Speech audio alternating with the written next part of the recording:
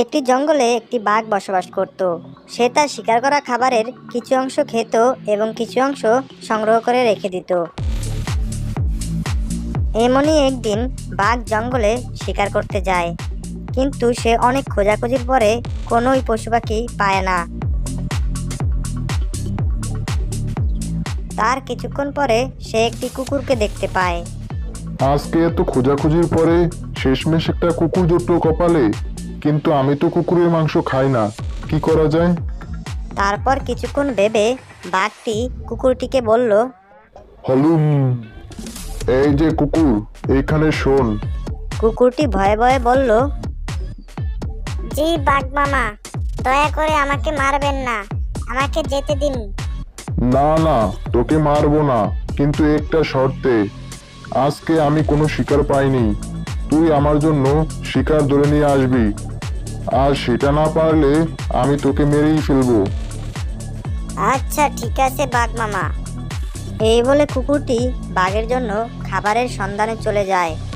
সে কিছু দূরে গিয়ে দেখতে পেল একটি গাধা ঘাস খাচ্ছে।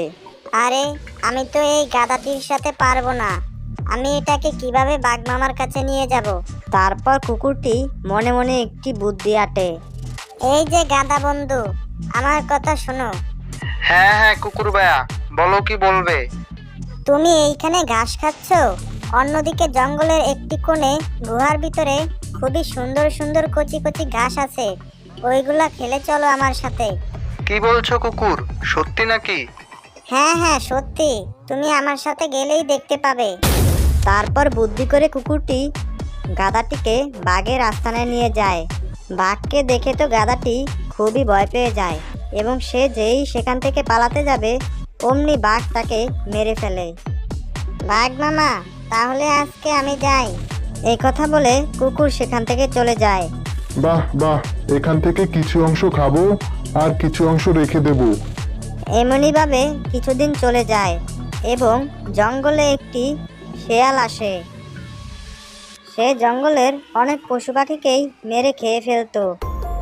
এমনই একদিন সে বাঘের জমানো খাবারগুলোকে দেখতে পায় এবং বলতে লাগলো, বাহ বাহ, আমার আর কষ্ট করে পশু পাখি শিকার করতে হবে না, বাঘের এখান থেকেই চুরি করে খাবার খেয়ে নেব।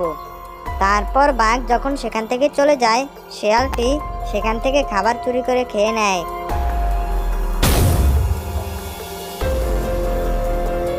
তারপর বাঘ এসে তার খাবার না দেখতে পেয়ে বলতে লাগলো, আমার জমানো খাবার, কার এত বড় সাহস যে আমার খাবার খেয়ে নেয়?